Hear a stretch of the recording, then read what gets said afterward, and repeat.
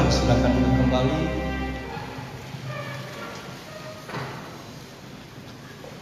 Baiklah Bapak Ibu Saudara terkasih dalam Tuhan, kita membuka Alkitab kita.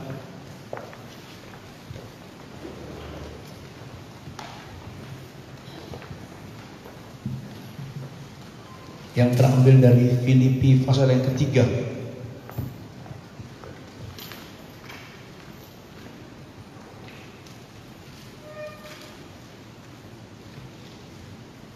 Ayat 10 sampai ayat yang ke-14.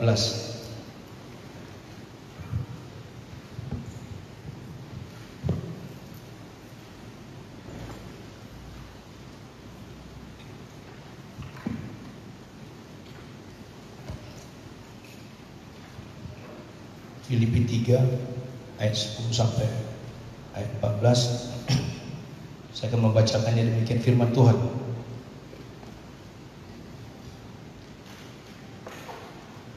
Yang ku kehendaki ialah mengenal Dia dan kuasa kebangkitannya dan persekutuan dalam penderitaannya, di mana aku menjadi serupa dengan Dia dalam kematiannya, supaya aku akhirnya beroleh kebangkitan dari antara orang mati. Bukan seolah-olah aku telah memperoleh hal ini atau telah sempurna, melainkan aku mengejarnya. Kalau-kalau aku dapat juga menangkapnya, karena aku pun telah ditangkap oleh Kristus Yesus. Saudara-saudara, aku sendiri tidak menganggap bahwa aku telah menangkapnya, tetapi ini yang kulakukan. Aku melupakan apa yang telah di belakangku dan mengarahkan diri kepada apa yang di hadapanku, dan berlari-lari kepada tujuan untuk memperoleh hadiah, yaitu panggilan surgawi dari Allah dalam Kristus Yesus. Puji Tuhan. Bapak Ibu Saudara terkasih dalam Tuhan, di dalam beberapa kali khotbah belakangan ini, saudaraku, ya, saya sampaikan bagaimana sesungguhnya kita sidang jemaat untuk bisa lebih memberikan diri kita, memberikan waktu kita untuk melayani Tuhan. Karena sesungguhnya tujuan hidup kita adalah tujuan Allah. Dan untuk itu Bapak Ibu Saudara terkasih dalam Tuhan, kita bisa menjadikan Rasul Paulus ini menjadi satu sokoguru, menjadi satu teladan bagi kita, yang mengajarkan kepada kita pada hari ini, pada pagi hari ini, bahwa kehidupan kita tidak boleh statis. Kehidupan saya dan saudara harus terus bergerak, harus terus berjalan. Bahkan Rasul Paulus bilang, ingatkan kita, kehidupan kita itu bahkan harus berlari-lari. Berlari-lari menuju kepada satu panggilan yang lebih tinggi. Ya, Rasul Paulus katakan panggilan surgawi. Rasul Paulus mengingatkan kepada kita bahwa ya, untuk kita bisa memiliki hidup yang tidak statis, hidup yang terus bergerak, yang berjalan bahkan berlari itu, bahwa kita harus memperhatikan satu hal, bahwa saya pikir, saya baca juga buku psikologi, ini juga sesuatu hal yang memang penting ya, bagi kita, bahwa untuk kita bisa maju ke depan, bisa bergerak ya, untuk kita bisa, kehidupan kita itu bisa tidak statis ya, bahwa kita harus meninggalkan masa lalu kita di belakang kita. Puji Tuhan. So Paulus tadi katakan ya, bahwa dia rindu, saudaraku terkasih dalam Tuhan, mengenal Kristus secara pribadi, mengenal kuasa kebangkitannya, mengenal persekutuan dengan Kristus. Karena itulah tujuan hidupnya. Dia tahu bahwa itu yang harus dia capai, sehingga dia bisa serupa dengan Kristus. Dan untuk itu, oleh karena latar belakangnya, oleh karena kehidupan ya, statusnya sebelumnya itu adalah status yang tidak baik. Bahkan ketika dia sudah percaya kepada Kristus dan akan dibawa ke dalam pelayanan, orang-orang menjauh, orang-orang takut sama dia. Lalu kemudian kita sama-sama melihat bagaimana kemudian Barnabas yang boleh menguatkan dia, Barnabas yang membawa dia kepada gereja, kepada persekutuan itu, menjelaskan bahwa Paulus itu adalah sekarang orang yang sudah bertobat, orang yang sudah berbeda dengan kehidupan yang sebelumnya. Lalu saudaraku terkasih dalam Tuhan, inilah yang dipegang oleh Rasul Paulus, bahwa untuk bisa mencapai tadi pada tujuan-tujuan Tuhan di dalam kehidupannya itu, dia bilang bahwa ya, dia melupakan apa yang telah di belakangnya. Puji Tuhan. Dia tidak lagi mengingat-ingat apa yang ada di belakangnya, dia melupakan apa yang ada di belakangnya, forgetting what behind. Melupakan apa yang ada di belakangnya. Karena sering saudaraku, sering saya katakan bahwa yang mengganggu kita untuk bisa bergerak, membuat kita stagnan, adalah iblis yang terus mengganggu ya, cara berpikir kita, melakukan tipu muslihat supaya kita tidak bisa bergerak. Pada sesungguhnya saudaraku, Tuhan menginginkan saya dan saudara, dan Tuhan menginginkan gereja ini tidak boleh statis. Pelayanan-pelayanan di gereja kita ini harus terus berjalan, bukan hanya melalui pendeta, tapi juga melalui semua kita. Ada amin? Gereja ini tidak boleh statis. Gereja ini tidak boleh berdiam diri. Lalu apakah kita bisa menyerah saja saudaraku? Kan pandemi, kan COVID. Bagaimana kita bisa bergerak? Lalu Tuhan mengingatkan saya, saudaraku terkasih dalam Tuhan, bahwa walaupun pandemi, walaupun COVID terjadi di dalam dunia ini, kita tidak boleh stagnan. Anak-anak Tuhan harus melakukan terobosan-terobosan. Anak-anak Tuhan harus bergerak, sehingga hidup rohani kita bergerak maju. Maka kehidupan yang lain pun Tuhan akan buat maju. Puji Tuhan. Kita tidak bisa menjadi jemaat yang egois, yang egosentris. Itu dikatakan oleh Rasul Paulus, meninggalkan masa lalunya di belakangnya untuk memperoleh hadiah yang lebih tinggi, untuk mencapai satu pencapaian yang lebih tinggi. Kalau kita baca di dalam Filipi 3 ini, mulai ayat 4 sampai 7 dikatakan apa? Ya, kalau kita lihat bagaimana latar belakang Paulus ini luar biasa. Ya. Kalau mungkin orang dimulai dari titik nol untuk menjadi Kristen, kalau dia saudaraku sudah memiliki latar belakang yang luar biasa. Orang kagum sama dia. Mungkin orang bisa ya angkat tangan kepada Paulus. Karena kalau kita baca di ayat 4 itu dikatakan, saudaraku, sekalipun aku juga ada alasan untuk menaruh percaya pada hal-hal lahiriah. Jika ada orang lain menyangka dapat menaruh percaya pada hal-hal lahiriah, aku lebih lagi. Dia tunjukkan saudaraku bagaimana statusnya sebagai orang Yahudi. Disunat pada hari ke-8 dari bangsa Israel, dari suku Benyamin. Orang Ibrani asli.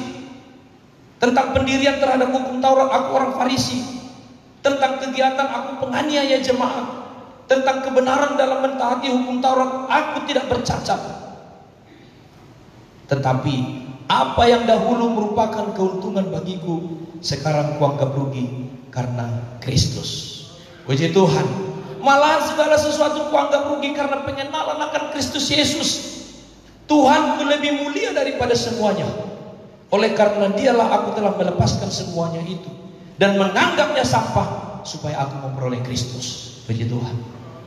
Paulus mengingatkan kita, saudaraku, untuk kita bisa melepaskan semuanya, menganggapnya sampah untuk memperoleh Kristus. Saudaraku terkasih dalam Tuhan, dia melupakan apa yang ada di belakang kita. Sering kita sulit bergerak, saudaraku. Sering kita sulit untuk melayani, untuk bisa bersaksi. Karena kita selalu, saudaraku, diintimidasi dengan bisikan-bisikan, dengan perkataan-perkataan yang datang kepada benak kita, kepada mind kita, bahwa kita adalah orang yang tidak layak.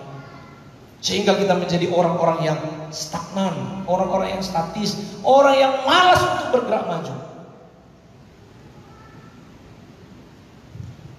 Saudaraku, apa yang sedang kita tunggu untuk Tuhan genapi di dalam hidup kita? Semua kita punya cita-cita, semua kita punya kerinduan. Kalau kita di sini datang ada 300 orang, semuanya kita punya kerinduan. Lalu kalau saya tanya, kira-kira apakah yang Anda rindukan untuk Tuhan genapi di dalam hidup saudara? Tadi sudah kita dengarkan kesaksian dari saudari kita Nauli. Saya rindu melayani Tuhan. Saya mau melayani seperti guru sekolah minggu. Saya mau diberkati Tuhan. Saya mau dapat pekerjaan yang baik. Saya mau dapat jodoh juga dari Pentakosta. Siapa tahu dari GP Kota Wisata ini. Haleluya. Itu sudah pernyataan iman itu. Terparuh kamu mana di belakangan. Nah, saudaraku terkasih dalam Tuhan, apakah yang sedang Anda tunggu untuk digenapi Tuhan dalam hidup kita? Hidup manusia, saudaraku, tidak ada yang pernah puas. Apa tujuan hidup kita? Itu yang sering saya katakan, tujuan hidup kita adalah tujuan-tujuan Allah, tujuan-tujuan surgawi. Saudaraku terkasih dalam Tuhan, karena itulah firman Tuhan sudah mengingatkan kepada kita untuk kita tidak boleh stuck, untuk kita tidak boleh statis, untuk kita terus bergerak maju. Nah, bagaimana caranya saudaraku terkasih dalam Tuhan? Nah, kita sudah banyak mendengar firman. Bagaimana Tuhan terus mengingatkan kita, saudaraku, untuk kita tidak boleh diam, untuk kita tidak boleh malas. Kita lihat sebagai bapak kita seperti apa sekarang terhadap keluarga dan anak-anak kita. Apakah kita mau diam saja? Sebagai istri, kita lihat kondisi kita, apakah kita mau statis saja melihat kepada kondisi suami kita atau anak-anak kita, keluarga kita? Sebagai orang tua kita bagaimana? Karena sering saya katakan, saudaraku, bahwa iblis mau menghancurkan gereja, dia hancurkan dulu keluarga, dihancurkan dulu pribadi, dihancurkan rumah tangga, dihancurkan keluarga, dia akan mudah mengobrak-abrik gereja. Bagaimana saudaraku ketika Tuhan mau angkat gereja, saudaraku, kalau kita semua sudah dilemahkan? Karena itulah saudaraku, jangan kita mau ditipu oleh si iblis, saudaraku. Bagaimana setiap kita, apa yang kita tunggu untuk Tuhan genapi dalam hidup kita? Pribadi, keluarga kita, anak-anak kita, rumah tangga kita, pelayanan kita, gereja kita ini. Sesungguhnya itu, saudaraku, karena firman Tuhan katakan apa? Kalau Matius 6 ayat 33 katakan apa? Carilah dulu kerajaan Allah dan kebenarannya, maka semuanya akan ditambahkan kepadamu. Sehingga bagaimana saudaraku kita bisa melihat kepada setiap kita gereja ini, bukan secara kebetulan kita ada di gereja ini, tapi bagaimana kita kasih kontribusi, komitmen untuk Tuhan melalui gereja ini. Puji Tuhan. Kalau hari pohon baik menghasilkan buah baik, kapan saya khotbah itu ya? Oh, di Zoom ya?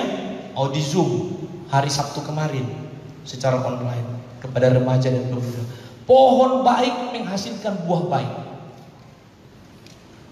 Nah, saudaraku terkasih dalam Tuhan, biarlah kita menjadi keluarga-keluarga yang baik, menjadi rumah tangga yang baik. Beberapa tahun lalu pelayanan di gereja kita ini memiliki satu tema, never ending bearing fruit, tidak pernah berhenti menghasilkan buah.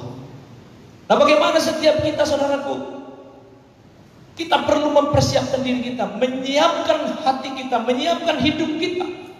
Nah, kalau firman Tuhan katakan di dalam Amsal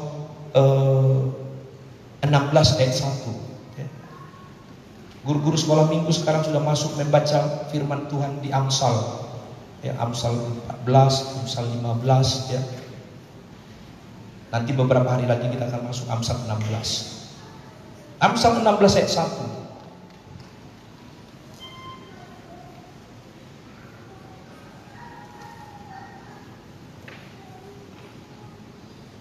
Manusia dapat menimbang-nimbang dalam hati, tapi jawaban lidah berasal daripada Tuhan. Puji Tuhan. Menimbang-nimbang dalam hati. To man belong the plans of the heart. Ya, plans of the heart artinya rencana dalam hati. Jadi manusia dapat menimbang-nimbang dalam hati, tapi jawaban lidah berasal dari Tuhan. Manusia dapat mempersiapkan hati, merencanakan, merancang dalam hati. Artinya saudaraku, ya, Tuhan membolehkan kita bikin perencanaan dalam hati. Kita tidak boleh menjadi orang-orang yang stuck, orang-orang yang statis, orang-orang yang diam, orang-orang yang malas, orang-orang yang gak mau berpikir. Tuhan mau kita merancang dalam hati kita. Belongs the plan in the heart. Memiliki rencana dalam hati. Menimbang-nimbang dalam hati, mempersiapkan hati. Perlunya mempersiapkan hati, perlunya mempersiapkan diri. Ada amin? Pemusik, semua pelayan, guru-guru sekolah minggu, kita nggak bisa seperti itu saja. Namasa tiga usang, namasa bayi matauna, matutu. Nggak bisa begitu, saudara. Tidak bisa hanya pendeta sendiri, tidak bisa hanya guru. Kita semua harus bergerak. Saya tidak bisa bayangkan bagaimana gereja ini menjadi gereja yang berdampak kalau 300 orang, 500 orang semua bekerja. Haleluya. Lebih itu halaman depan. Haleluya. Bayangkan. Simbolis pimamir muluri tambah. Haleluya. Percaya enggak? Kalau kita bilang haleluya keras, ada yang takut. Berarti dia bukan, berarti dia lagi ngantuk. Itu sudah salah kontrol gawe hatok-hatok dong mandok. Berarti dia lagi ngantuk itu. Haleluya. Gitu. Kan kalau yang ngantuk itu tiba-tiba ini bangkit dia. Kan pernah dengar cerita itu kan? Tertidur dia di gereja. Ditanya pendeta itu, "Di dia lo Tuhan Yesus tuh," kata pendeta itu. Dia tidur. Di mana Tuhan Yesus lahir? Bapak ini tidur. Yang sampingnya colek. Kau ditanya pendeta itu di mana kau lahir? Katanya. Terus bangun dia. Siap Pak Pendeta? Di Lumbajulu Pak Pendeta. Gawe pindah Tuhan Yesus tunggu di Lumbajulu. Itu bahayanya orang-orang yang ngantuk. Jangan ngantuk. Amen. Haleluya. Nah, saudaraku terkasih dalam Tuhan, firman Tuhan mengingatkan kita, manusia dapat menimbang-nimbang dalam hati, manusia dapat merancang dalam hati, mempersiapkan hati, mempersiapkan diri. Rancang hidup kita, rancang pelayanan kita. Ya, saya dengan Pak Guru Saragi sering diskusi. Bagaimana kita, ya, pelayanan kita ini. Saya beberapa kali diskusi sama Pak Guru Saragi, kita mau bikin LED, ya, supaya enggak kayak gini main lab. Ya, tanya Pak Guru, udah ada berapa kali, hampir 10 kali saya diskusi sama Pak Guru, sama orang LED. Bagaimana kita bikin pelayanan LED di sini atau di sana 2 atau 1 di sini. Kami bicara terus bagaimana kita bisa mencicil kepada, berapa kali kita cicil Pak Guru? 9 atau 8 kali. Kami bicara terus bagaimana diskonnya habis-habisan supaya pelayanan kita ini nggak bisa dipilih saja. Ya, bersama dengan ketua panitia pembangunan kita mau merancang pembangunan apa itu? Aula, sekolah minggu, kantor. Kita nggak bisa diam saja. Saudara juga sedang bergerak, saudaraku. Bagaimana merancang kehidupan keluarga saudara, rumah tangga saudara. Sudah keluarga mau diambang kehancuran, saudara masih tidur, masih diam-diam. Nggak bisa, saudaraku. Bangkit, menjadi laki-laki, lawanlah si iblis, maka dia akan lari daripadamu. Ada amin? Beberapa waktu yang lalu saya bilang, wah, ada di grup kaum bapak saya kirim apa? Lagu akapela. Ya, ingat kaum bapak itu kan? Lagu-lagu tanpa musik akapela. Ya. Lalu saya bilang, waduh, saya rindu kalau grup Pensita muncul lagi, melayani lagi. Wah, saya nggak tahu masih ada nggak di sini mereka atau mungkin di belakang. Ayolah, bangkitlah. Ada men? Semuanya Tuhan akan berikan, tapi utamakan dulu Tuhan lah. Kalau kita utamakan Tuhan, apa yang kau rancang-rancang dalam hidupmu, nggak sulit Tuhan kasih. Tapi kalau kau merancang-rancang, karena ini firman Tuhan katakan, manusia menimbang-nimbang dalam hati. To man belong the plans in the heart. Di dalam hati kita bisa menimbang-nimbang. Tapi decision siapa? Keputusan siapa? Yang memberikan siapa? Bukan kita. Itu dikatakan oleh firman Tuhan. Tetapi jawaban lidah berasal daripada Tuhan. But from the Lord comes the reply of message of the Lord. Artinya saudaraku, Jawaban itu datang dari Tuhan. Ada amin? Jawaban itu datang dari Tuhan, saudaraku terkasih dalam Tuhan. Benar, kita boleh merancang, kita boleh mempersiapkan. Persiapkan dengan baik. Pikirkan, rencanakan, matang-matang. Apapun itu, setiap ada persoalan, coba. Kenapa bisa ada persoalan? Lalu coba bedah, perhatikan apa sumbernya, apa penyebabnya. Karena tidak semua badan panas itu karena demam. Enggak, sona mohopo, demam. Lalu saja sona mohopo, demam. Ini Tuhan udah mau asal mohop demam, belum tentu. Asal demam po, asal mohop pilkina. Asal mohop pilkina. Basal pilkina masak-sakuan. Kalau orang panas belum tentu demam. Anong nujul mamohop alanya sarong kepeng na. Enggak punya duit. Heben mameyang, pintur ngalian. Ada orang panas karena apa? Ya, karena ditinggal pacarnya. Hanya ibu-ibu ini. Terus panas dia. Ibu-ibu ditanya, isi nama keli. Pengalaman pribadi dia nama keli. Nah ya lo mau hobi alani situasi. Bisa juga orang panas karena apa? Ya, karena malaria, karena tetanus. Bisa saudaraku. Nah, apa masalah kita kan kita harus bedah. Supaya kita tahu merancangkan yang baik. Benar hasil akhir pertumbuhan buah keberhasilan adalah dari Tuhan. Tuhan yang memberi pertumbuhan. Coba kita lihat apa yang saya khotbahkan sama remaja kemarin, Lukas 6 ayat 43. Lukas 6 ayat 43.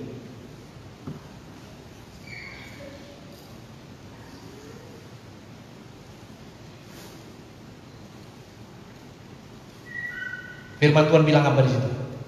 Karena tidak ada pohon yang baik yang menghasilkan buah yang tidak baik.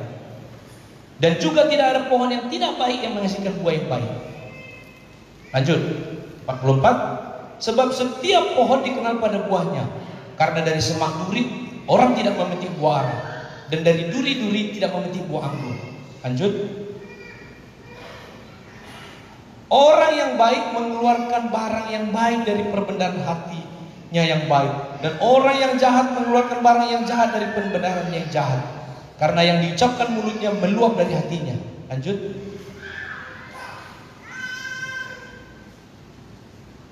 Balik 67 apa? 67 ya, sekali lagi.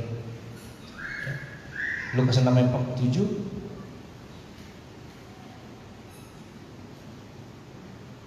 Ya, apa yang dibilang bahwa Tuhan yang memberi pertumbuhan. Oh, itu di yang Apolos ya. Itu minggu kemarin ya. Apolos menanam, ya, aku menyiram, Tuhan yang memberi pertumbuhan. Oh, itu di situ. Nah, Tuhan yang memberi pertumbuhan. Pelayanan kita seluruh hidup kita, sekecil apapun saudaraku kita lakukan, kita harus rancang, kita harus lakukan. Tuhan yang memberi pertumbuhan. Apapun saudaraku hasil akhir tetap pada Tuhan. Tapi sebelum Allah memberikan buah, sebelum Allah memberikan hasil, memberikan keputusan apa yang paling tepat kepada doa kita, keputusan apa kepada yang kita idam-idamkan, kita harus mempersiapkannya dengan baik. Puji Tuhan. Rancang di dalam hati. Pelayanan kita, keluarga kita, rumah tangga kita, hidup kita pribadi, rancang dengan baik. Persiapkan dengan baik. Karena jawaban tidak berasal daripada Tuhan. Artinya apa saudaraku? Ketika Allah melihat bahwa kita mempersiapkan diri dengan baik, ketika Tuhan saudaraku melihat kita berusaha maksimal, ini yang saya percaya, bahwa jauh lebih mudah Allah memberkati kita saudaraku untuk pekerjaan kita, pelayanan kita, hidup kita. Ada amin? Saya ulangi sekali lagi, saudaraku. Kalau Allah saudaraku melihat kita berusaha dengan baik, mempersiapkan diri kita dengan baik, berusaha maksimal, memperbaiki yang jelek itu dengan maksimal, maka saya yakin saudaraku, Walaupun tidak ada yang mustahil bagi Allah, Dia lakukan semuanya bisa. Tapi saya percaya saudaraku, jauh lebih mudah Allah memberkati pekerjaan Anda. Jauh lebih mudah Tuhan Allah menjawab doa-doa Anda, memberikan buah, mengaruniakan hasil-hasil yang jauh lebih baik daripada kita pikirkan. Amin. Ini artinya kita rekan sekerja Allah. Kita nggak bisa kasih PR sama Tuhan, PR yang berat, lalu kita sendiri main-main. Kita yang sakit, amang ditanami lagi marsai tahu. Tangyak kok kamu amang dah? Oh lamang. Lagi dia kamu, lagi dia amang sono, lagi minum es tuak. Ope kamu bagi tuak pakai es. Ngai hidup kamu tuak pakai es. Orang minum tuak, ada sudah lagi minum halal. Konan nung saya minum tuak pakai es. Nah, coba duduk di pandite gini. Gawe minum jenisan baru.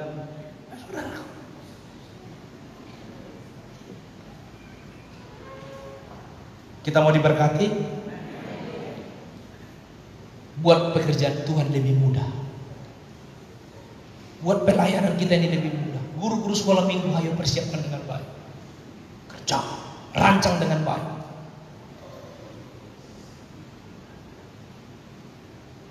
Tuhan Allah akan memberikan jawaban. Kadang-kadang saudaraku, di dalam pelayanan kita kan begini, ya. Bagaimana kita bisa melayani dengan baik, dengan optimal? Bagaimana keluarga kita ini bisa lebih baik lagi? Bagaimana rumah tangga kita ini bisa lebih dahsyat lagi? Anak-anak kita ini lebih lagi menjadi anak-anak yang berdampak. Kan kadang-kadang kan kita berpikir, kita ini kan apa sih arti kita ini? Kita orang yang lemah, orang yang gak sanggup. Lalu saudaraku, kita sangat terbatas di dunia ini. Banyak keterbatasan kita. Gereja kita ini apalah, kita guru-guru sekolah minggu, bukannya dari sekolah Alkitab, bukan dari sekolah teologi, hamba-hamba Tuhan di sini. Lalu kita jemaat juga, lalu keluarga saya begini, rumah tangga saya begini. Bagaimana saya mau bersaksi? Sehingga kita tetap tetap stuck, nggak bisa bergerak, saudaraku. Lalu kita mulai, saudaraku, menghakimi diri sendiri, kita mulai menista diri sendiri, kita mulai membatasi diri sendiri, bahwa kita adalah orang yang lemah, kita yang tidak mampu, kita tidak bisa berbuat apapun, karena hidup kita, orang kita sangat-sangat terbatas. Tapi Tuhan mengingatkan saya, mengingatkan kita, saudaraku, ya, kepada satu apa yang ada ditulis di dalam Alkitab, saudaraku, di dalam Amsal pasal yang ke-30. Karena saya percaya bahwa Tuhan Allah memanggil kita di gereja ini, Tuhan Allah memanggil kita di dalam pelayanan ini untuk satu pelayanan yang membuat kita bahagia. Amin. Saudara tidak akan datang di gereja ini untuk tidak bahagia. Saudara tidak dirancang Tuhan datang ke gereja ini untuk bertemu dengan Tuhan untuk tidak bahagia, untuk patah semangat. Saudara dirancang Tuhan datang ke gereja ini untuk diberkati, untuk berbahagia, untuk penuh semangat, untuk maju di dalam Tuhan. Ada amin? Imani itu, saudara terkasih dalam Tuhan, milikilah keinginan kuat untuk mencapai hal-hal yang maksimal supaya Tuhan memberkati kita. Kalau kita buka di dalam Amsal pasal yang ke-30 itu,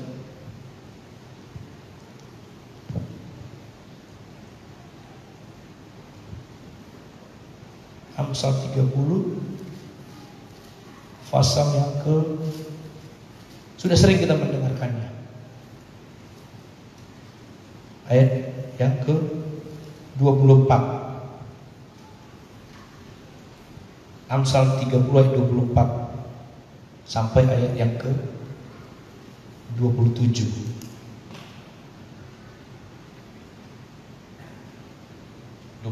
Ya. Ada 4 binatang yang terkecil di bumi, tapi yang sangat cekatan. Ya.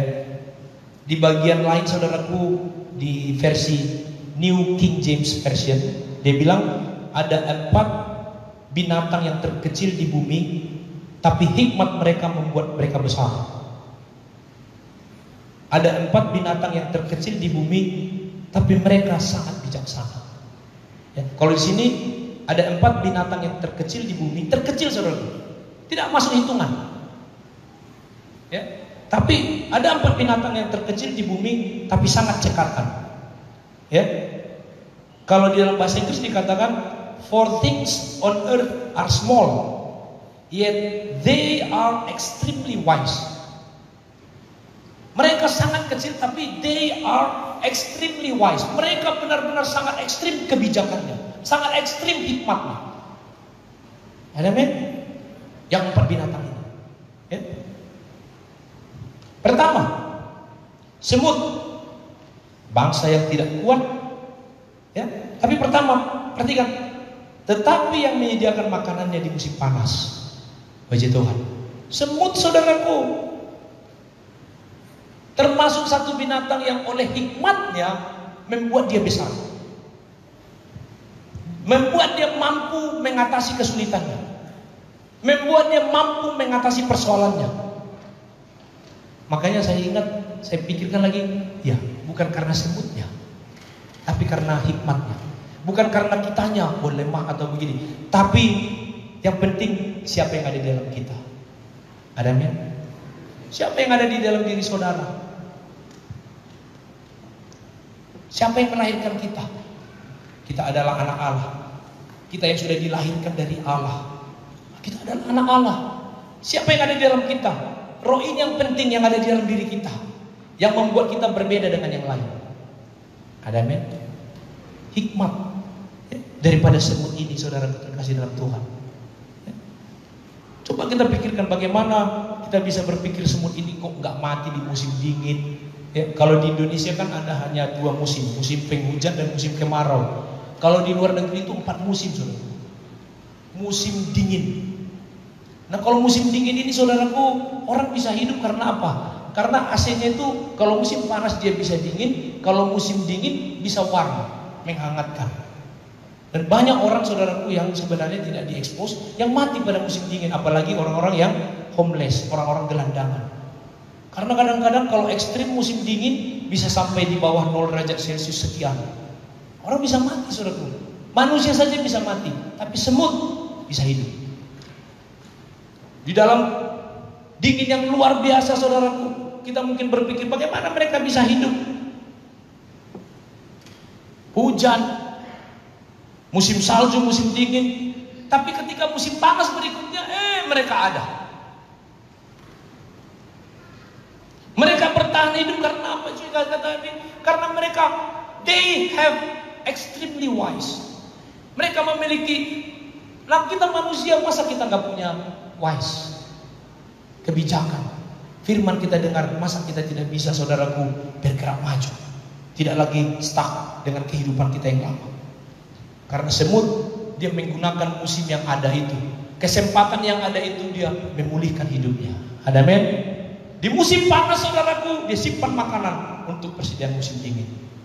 Nah, bagaimana dengan kita? Ada waktu-waktu yang Tuhan berikan kepada kita untuk merenung, untuk retreat, untuk saat teduh, baca firman, lalu kita mulai merenungkan, ya, apa kesalahan saya? Apa masalah saya? Apa kekurangan saya? Lalu ketika kita mengaku ada kelemahan, kekurangan itu, tidak salah, kita bisa mengaku kepada Tuhan, lalu memperbaiki diri. Supaya kesempatan berikutnya kita meroket kekuatan. Sama seperti semut ini, tiba-tiba dia di musim panas sudah muncul kembali. Puji Tuhan. Extremely wise. Hikmat yang luar biasa, yang membuat dia hidup. Yang kedua, saudaraku, binatang apa? Pelanduk. Bangsa yang lemah, tapi yang membuat rumahnya di bukit batu. Puji Tuhan. Seorang yang lemah. Kita ini orang yang lemah. Ya, mungkin kita berpikir kita tidak memiliki dasar yang kuat. Kita mungkin berpikir, wah, kondisi saya saat ini, bagaimana saya bisa bersaksi? Bagaimana saat ini saya bisa melayani? Rasul Paulus bilang apa, saudara? Ya, ketika dia berteriak sama Tuhan 3 kali, Tuhan tolong cabut duri ini, tolong sembuhkan penyakit ini. 3, saudara, 3 kali. Kita tidak tahu itu duri itu apa, tapi itu sesuatu yang membuat dia lemah. Itu yang membuat dia terhukum. Dia yang membuat itu tidak damai. Itu yang membuat Paulus, saudaraku, menjadi orang yang gak bisa, ya, hanya gara-gara satu itu. Mungkin kita tidak memiliki 1 duri, 2 duri, 3 duri. Kita sudah berbolak-balik minta sama Tuhan supaya mungkin kita orang yang minder. Tuhan tolonglah keminderan saya ini cabut, Tuhan. Mungkin kita orang yang banyak saudaraku duri-duri ini, orang yang pesimis, ya, orang yang selalu berpikiran negatif, orang yang selalu curiga, orang yang selalu marah, orang yang banyak. Saudara, kita masing-masing mengevaluasi diri kita masing-masing, yang membuat pelayanan kita, rumah tangga kita, keluarga kita, saudaraku, menjadi rusak. Nah, kita evaluasi apa yang menjadi kontribusi bagi terjadinya itu. Duri apa itu? Nah, saudaraku, nah itulah yang kita perbaiki. Tapi bukan itu yang melemahkan kita. Tuhan bilang, justru dalam kelemahan itulah yang aku berikan kekuatan. Puji Tuhan. Justru di dalam kelemahan itu ada kekuatan yang Tuhan berikan. Maka seperti pelanduk ini, saudaraku, ya, dikatakan apa tadi itu? Dia buat rumahnya di bukit batu. Dia lemah. Jadi saudaraku terkasih dalam Tuhan, ada bukit-bukit batu dalam kelemahan kita, sehingga kita dimampukan Tuhan untuk mengalahkan kelemahan-kelemahan kita itu, dan bisa membangun rumah di atas bukit-bukit batu itu. Puji Tuhan. Kadang-kadang kan kita berpikir, loh ini Paulus ini, saya sampai sekarang tidak mengerti. Tafsiran saja yang bilang duri itu, Paulus itu adalah seperti ini, itu ya, oleh ahli-ahli teologi. Tapi sampai dia mati duri itu masih ada. Ya. Maksud saya begini, ya. Di dalam kehidupan kita ada kelemahan kita yang gak bisa kita hilangkan. Maaf nih ya, kalau saya sampaikan, saya tidak sebut nama. Ya, ada satu jemaat kita misalnya nih, ya, dia punya kelemahan. Kelemahannya ini, saudaraku, kita sudah pertemukan, kita sudah bicarakan supaya kelemahannya ini tolong berjuang untuk mengurangi kelemahannya ini. Berjuang untuk supaya kelemahan ini ya ditekan, gitu. Lalu kita diskusi, saudara, dalam konseling rumah tangga, saudara, ya. Kita diskusi dengan ibu pendeta juga, ya. 1 jam, 2 jam, 3 jam. Tapi kelemahan yang kita minta untuk dikurangi ini muncul juga di sini, gak berkurang. Kira-kira kebayang ya? Saya nggak usah kasih. Tapi maksud saya begini, saudaraku, ya. Di dalam pemahaman saya, di dalam kehidupan kita kan ada saja kelemahan. Ada duri itu tadi, dan saya yakin sampai mati Paulus duri itu ada. Asal jangan kelemahan kita waktu saya khotbah main handphone, kalau itu bisa itu dihilangkan. Ada men? Terdangi beri mana handphone nih? Terminal. Itu bukan kelemahan, bukan duri itu. Kalau itu onak. Maksud saya, saudaraku, ada duri di dalam diri kita. Makanya Rasul Paulus bilang, aku manusia celaka. Bukan saya mau membenarkan kelemahan kita. Bukan saya mau membenarkan kelemahan pribadi kita. Tapi saya pelajari, saudaraku, ya, kadang-kadang Tuhan berikan kelemahan-kelemahan itu seperti itu, bukan kita mau menjadi pangkat kita. Tapi maksud saya, jangan karena kelemahan itu kita nggak melayani Tuhan. Jangan karena kelemahan itu kita mundur. Jangan karena kelemahan itu jadinya kita tidak mau maju. Itu maksud saya. Karena Rasul Paulus sampai mati begitu. Makanya ya, ada bukit batu dalam kelemahan saudara. Kira-kira seperti itu. Saya punya kelemahan. Ya. Ada bukit batu dalam kelemahan saya. Saudara punya kelemahan. Ada bukit batu dalam kelemahan saudara. Paulus punya kelemahan, tapi ada kekuatan Allah di dalam kelemahannya dia itu. Dan dia terus ya munculkan kekuatan itu sampai kelemahan itu tidak ada. Karena kan prinsipnya seperti ini, saudara. Ya. Ini kan kalau malam hari ya gelap, maka lampu kita hidupkan. Kalau kita hidupkan lampu, maka terang itu mengalahkan gelap. Saya tanya, gelap itu di mana? Gelap itu nggak pergi, gelap itu nggak lari, maksud saya. Ya, gelap itu karena kalah dia sama terang.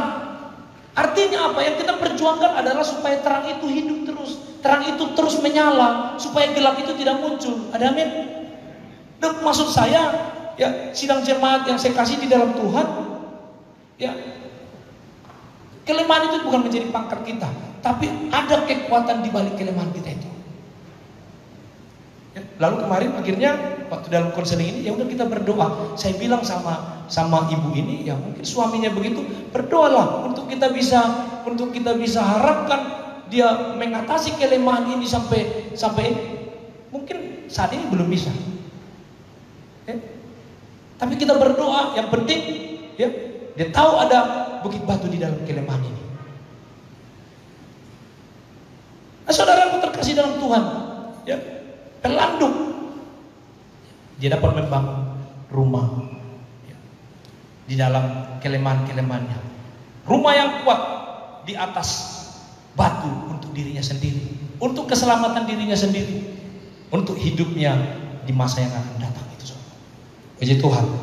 Ya, sudah jam 20 menit lagi, jam 15. Sedikit lagi, saudaraku. Yang ketiga apa? Belalang. Belalang tidak mempunyai raja, namun semuanya berbaris dengan teratur. Luar biasa ini. Tidak ada satupun yang memimpin mereka. Ya, kalau lebah rayap ada pimpinannya. Ya, jadi waktu kita mau memperbaiki rayap di gereja kita ini, kita diskusi dengan adik kami Randy. Dia dulu pernah kerja di Rentokil yang mengatasi rayap. Jadi intinya rayap, saudaraku, ini kan bisa sampai ribuan, bisa belasan ribu, puluhan ribu. Bagaimana caranya mengatasi rayap itu? Tangkap ratunya. Tangkap ratunya, bunuh, maka semua itu lari, terbirik-birik, selesai. Nah, persoalannya mana ratunya ini? Kan itu kan, itulah kuncinya mereka untuk mengatasi rayap itu. Hanya mereka yang tahu itu. Kalau kita bawa lembaga dulu rayap, ratu non. Tak perlu kita siwa ton. Gebi kita tak perlu gebi. Enggak, mereka tahu yang mana ratunya itu. Tangkap itu, selesai. Mereka yang tahu tekniknya menangkap ratunya itu, untuk mengenali ratunya itu. Ai milik do ratu nodo asisten ratu. Ai mulut tabirin kalau 10 penuh yang isi rayap, soalnya nggak bisa kita bedakan yang mana yang rayap ratu sama asistennya. Nggak bisa, hanya mereka yang tahu itu. Saya nggak tahu bahasa apa mereka pakai. Apakah ratunya itu bilang, aku di sini? Oke, kita tidak tahu. Mereka lah yang tahu itu. Tapi maksud saya punya ratu, punya pimpinan. Tapi belalang ini nggak ada pimpinan. Karena itu mereka benar-benar bebas. Hidup semau mereka, nggak ada pimpinan. Kadang-kadang kita punya pimpinan pun mau semau kita. Ada men? Punya suami mau suka-suka. Punya orang tua, anak muda, remaja mau suka-suka. Ada men? Bagus dia dijawab. Ribu doa amin ini mana? Berbeda namanya. Mereka benar-benar bebas, nggak ada rajanya. Hidup semau mereka, terbang kemanapun mereka inginkan, perilaku apapun, tidak dibatasi aturan, tidak dibatasi peraturan. Mau malas-malas pun bisa. Mau buang-buang waktu dengan tidak melakukan apa-apa, tidur-tiduran, bebas. Suka-suka. Ada yang seperti belalang? Ada yang suka belalang? Saya suka belalang, rempelah. Belalang itu seperti itu, saudaraku terkasih dalam Tuhan. Nah, apakah kita ada yang seperti ini? Ya, kita sudah tahu kita mau tujuan Tuhan, kita banyak buang-buang waktu. Lebih banyak pekerjaan yang kita lakukan, pekerjaan yang sia-sia. Ya, tidak ada aturan. Meskipun belalang ini tidak punya pemimpin, perhatikan, mereka semua disiplin, teratur. Puji Tuhan. Karena apa? Mereka punya hikmah. They have extremely wise. Mereka punya hikmat itu, saudaraku, yang membuat mereka besar, yang membuat mereka terkenal. Itulah belalang ini, saudaraku. Hikmat ini juga harus menolong kita, saudaraku, untuk mengatur kehidupan pribadi kita, mengatur pelayanan kita, mengatur hubungan kita dengan orang, mengatur hubungan kita dengan Tuhan. Ada men? Hikmat yang dari Tuhan. Itu hikmat itu apa? Dipelajari. Hikmat itu pengalaman. Hikmat itu datang dari Tuhan. Hikmat itu baca dari Alkitab. Semuanya itu membuat kita, walaupun kita tidak ada pemimpin saja pun belalang ini bisa. Apalagi kita punya pemimpin, ada men? Kita punya suami, kita punya orang tua, kita punya pendeta, kita punya gembala, kita punya bapak penatua, kita punya hamba-hamba Tuhan. Kurang apa? Kalau ini juga ada, kita nggak bisa teratur, nggak bisa menjaga diri, nggak bisa disiplin, nggak bisa teratur, nggak bisa, kita kalah sama belalang. Kita harus atur hidup kita. Saudara terkasih dalam Tuhan, yang keempat, apa dikatakan? Cicak. Nah, ini cicak ayat 28 ini, the lizard. Cicak yang dapat kau tangkap dengan tangan, tetapi yang juga ada di istana raja. Luar biasa, saudara. Cicak ini ya, tidak ada yang istimewa dengannya.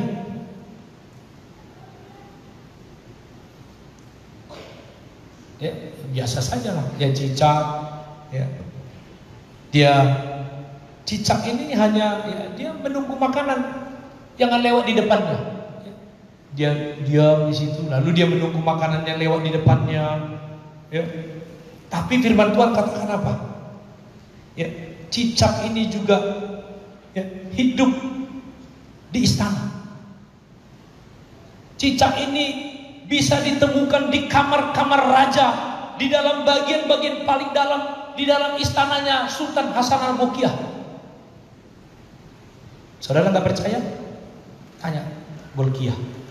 Pasti di kamarnya itu ada cicak. Gak mungkin dibunuh dia itu. Bayangkan, cicak yang begitu lemah, yang cari makan pun dia nunggu-nunggu gitu kan. Lewat nyamuk. Hanya itu saja. Kita memiliki kelemahan-kelemahan, saudaraku. Kenapa cicak ini, saudaraku, dia bisa ada di bagian dalam daripada istana raja? Sedikit orang yang bisa masuk ke istana Ratu Elizabeth. Apalagi sampai masuk ke kamarnya itu, sampai ke pedomannya, nggak mungkin. Tapi kalau cicak pas diuluni si Elizabeth itu, boy semua, imam, pas bodong Ratu Elizabeth, igijang di Ratu Elizabeth imam semua. Bisa. Marah nggak Ratu Elizabeth? Kagak, enggak. Disuruh nggak pengawalnya mengusir? Enggak. Takut nggak Elizabeth Ratu? Enggak. Sampai ke bagian dalam daripada istana itu, cicak ini bisa. Tempat-tempat yang terbatas, yang hanya sedikit orang diperbolehkan masuk. Maksud saya begini, saya baca, saudaraku, dia bisa masuk istana. Artinya, saudaraku, kita mungkin orang-orang yang lemah, orang-orang yang tadi saya bilang, ya orang-orang yang tidak berhikmat dan memiliki kelemahan. Kita nggak boleh tinggal di situ. Tapi, saudaraku, Tuhan Allah bisa tinggikan kita sampai ke tempat-tempat tertinggi, sampai kepada rahasia-rahasia yang kita tidak mengerti. Kepada tempat-tempat pengetahuan, kepada hal-hal yang sebelumnya kita tidak mengerti. Kita tidak mengerti. Tapi Tuhan bisa tempatkan kita di sana. Anak-anak muda ini, oh saya lihat saudara ini mulai masuk ke perguruan tinggi negeri, yang mulai sekolah kemarin dari anak Pak Jakaria juga sudah masuk di 2 PTN, beasiswa. Anak-anak kita sedang kita berdoa supaya kita nantikan, supaya mereka juga menjadi orang-orang yang extremely wise. Anak-anak yang taat, anak-anak yang baik. Kalau anak-anak kita susah, itu aset kita, menyusahkan Tuhan, menyusahkan gereja, dan repot. Tapi biarlah saudaraku terkasih dalam Tuhan, cicak ini bagian daripada binatang yang paling lemah ini, saudara. Tuhan izinkan masuk kepada satu tempat-tempat yang paling dalam di dalam istana, tempat-tempat yang rahasia, tempat-tempat orang yang hanya sedikit diperbolehkan masuk ke sana. Saya rindu juga anak-anak Pentakosta, ya, anak-anak GB Kota Wisata, bagian dari sedikit yang Tuhan perbolehkan untuk kita bisa maju kepada satu tempat-tempat yang orang lain gak ada di sana. Seperti Jeremia, seperti Yusuf. Kita gak percaya, tapi mari berdoa saudaraku bagi gereja kita, bagi keluarga kita, rumah tangga kita, bagi anak-anak kita. Sekarang mungkin kita tidak bisa pikirkan seperti apa, karena dunia begitu cepat berubah. Kemarin di dalam ucapan syukur di keluarga Bapak Sialagan, ya, dalam Filipi 4 ayat 19 dikatakan apa? Ya, Tuhan Allahku akan memenuhkan segala keperluanmu menurut kekayaan dan kemuliaannya di dalam Kristus Yesus. Itu saudaraku, artinya saudaraku, keperluan kita Tuhan akan supply, keperluan kita Tuhan akan berikan. Amin. Keperluan ini kan bergerak. Saya bilang, mana ada dulu kita berpikir saudaraku keperluan kita itu seperti ini. Saya berkhotbah harus bawa ini. Saya berkhotbah harus bawa hand sanitizer, harus pakai masker. Benar enggak? Sekarang kalau dilihat omset penjualan kan omset pabriknya dekat kampung kita ini kan, apa namanya ini? Reckitt and Benckiser, Dettol. Karena saya tuh siapa dinutun isu naik pikirannya lakukan naik dulu. Ini yang di depan Superindo, yang di depan Superindo kan pabrik itu, Eri Puhamudo naik pabrik makanan nih. Itu pabrik Dettol. Itu teh? Iya, Reckitt Benckiser. Sianima sudah Dettolon. Itu pabriknya, tapi di depannya itu ada Superindo, gak ada Dettol di situ. Ya itu dihami, mengadu Dettol itu Superindo, itu nggak isi. Jadi bro, kenapa nggak ada Dettol? Kan pabriknya di depan ini. Iya pak, dari pabrik ini harus jauh dulu dia, baru ke sini. Gudang bersama ini hitam. Jorok do Tuhan alain. Itu dia cuman. Ayo kan kita bisa berdoa sama Tuhan langsung. Tapi Pak Pendeta, heran ada dulu Tuhan ini. Nggak bisa kita berdoa sama Tuhan langsung. Tuhan sembuhkan saya di dalam nama Yesus. Akan tong melahami hidup kemartang yang do ke situ do kan Tuhan Yesus do. Kenapa mesti sampai marah-marah dia? Pak Pendeta ini susah dihubungin. Gimana nomor saya GBB muruki. Nah, maksudnya Pak Sarwedi dia yang sakit tapi saya yang dimarahin karena saya susah dihubungin, dia sakit. Gitu Pak Sarwedi. Kok susah sih Bapak Pendeta dihubungin? Online dulu gitu. Dia yang sakit. Berdoa saja sama Tuhan, ada kan? Berdoa sama Tuhan. Kan gitu tadi itu pabrik Reckitt Benckiser itu. Di situ Dettol, di depannya itu kosong. Tapi di Borma ada Narma dong, Borma Nurung maksudnya. Tapi di Narma itu ada Dettol, tapi udah, aku masih tatap. Jadi dekat kita sama Tuhan itu kan tergantung kita, ada men? Nah itu sedikit-sedikit laporan, sedikit-sedikit laporan. Kok laporan sedikit-sedikit?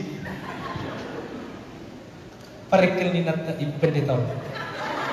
Soal nalas, naking persoalan nami soal tidak. Jadi si Mekel Ibu Pendeta soal nalas roh aku. Kadang-kadang kan gitu di jalan juga kita bisa selisih sedikit. Saya kasih tahu aja ya persoalannya ya. Nantilah. Mulu neng membuat persoalan nami terus semangat doamu. Alana otik persoalan nami. Kamu gudang persoalan jadi murah botol. Saudaraku terkasih dalam Tuhan, cincang, ya Tuhan bisa tempatkan kita menjadi sedikit saja dari orang-orang yang bisa mendapatkan berkat-berkat luar biasa. Ada men? Apa yang tidak pernah dilihat oleh mata, apa yang tidak pernah dengar oleh telinga, apa yang tidak pernah timbul dalam hati manusia, Tuhan sedang siapkan bagi kita. Puji Tuhan. Ada men? Sidang jemaat Pentakosta GP Kota Wisata yang ada di rumah juga, pandemi COVID ini tidak menjadi halangan bagi kita. Kita sebagai orang percaya, sebagai sidang jemaat, hamba Tuhan, guru sekolah minggu, pengurus kaum, lakukan terobosan-terobosan supaya kita mendapatkan berkat yang luar biasa. Kita oke lah, mungkin kita punya kelemahan, jangan kelemahan jadi pangkat kita. Ada men? Jangan kelemahan itu saudara menjadi yang kita tonjolkan, ya. Tapi bangunlah, ya, bukit-bukit batu di dalam kelemahan saudara, sehingga kelemahan kita kalah. Oleh karena apa? Kekuatan yang datang dari Tuhan. Puji Tuhan. Kita semua bangkit berdiri dan kita akan masuk dalam doa.